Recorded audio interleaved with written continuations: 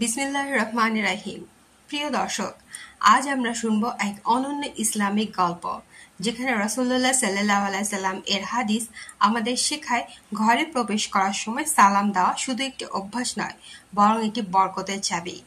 আল্লাহ তাআলা কুরআনে বলেন, যখন তোমরা ঘরে প্রবেশ করবে তখন সালাম দেবে। এটি আল্লাহর পক্ষ থেকে নির্ধারিত এক বরকতময় শুভেচ্ছা।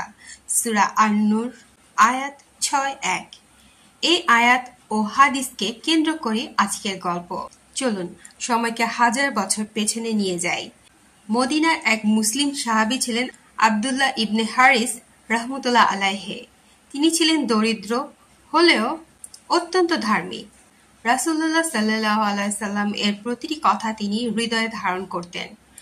একদিন মসজিদে নববীতে বসেছিলেন তিনি।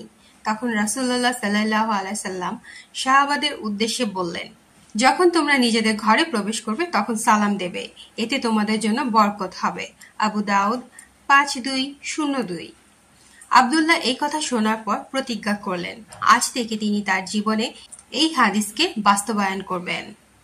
সেদিন বিকেলে আব্দুল্লাহ বাড়ি ফিরে এলেন।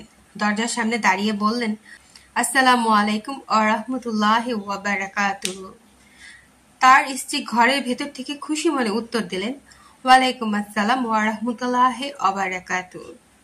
অবাক করার মতো বিষয় হলো, সেদিন তার ঘরে খাবার খুব সামান্য ছিল, কিন্তু সালামের সাথে প্রবেশ করার পর আল্লাহর কুদরতে খাবারটা এমনভাবে বরকত পেল যে ছোট একটি থালা থেকে পুরো পরিবার পরিপূর্ণভাবে খেতে পারল।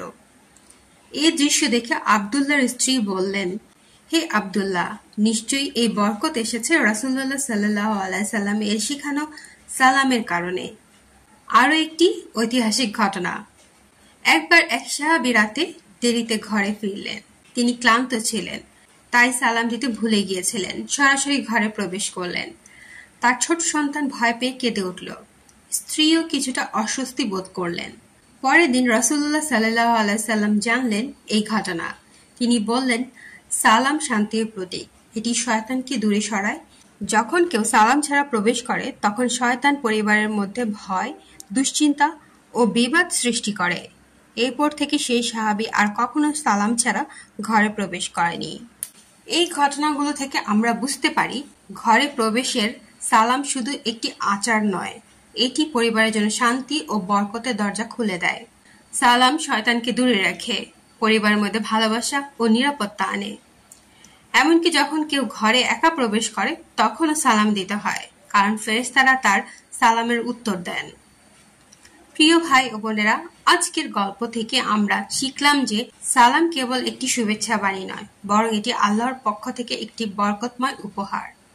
তাই আসুন আমরা সবাই প্রতিজ্ঞা করি, ঘরে প্রবেশ করার সময় সর্বদা বলবো, আসসালামু আলাইকুম ওয়া রাহমাতুল্লাহি ওয়া বারাকাতুহু। এর ফলে আমাদের ঘর হবে শান্তির নীড়, আমাদের রিজিক পাবে বরকত, আর আমাদের পরিবার থাকবে নিরাপদ ও সুখী। প্রিয় দর্শকবৃন্দ, যদি গল্পটি আপনাদের ভালো লেগে থাকে তাহলে অবশ্যই ভিডিওটি লাইক করুন, আপনার বন্ধুদের সাথে শেয়ার করুন এবং নিচে কমেন্টে লিখে জানান আপনি ঘরে প্রবেশ করার সময় সালাম দেওয়ার এই সুন্দর সুন্নাহটি কতবার মেনে চলেন। আর আমাদের চ্যানেলকে সাবস্ক্রাইব করতে ভুলবেন না, যাতে সামনে আরো সুন্দর ইসলামিক গল্প ও শিক্ষা পেতে পারেন।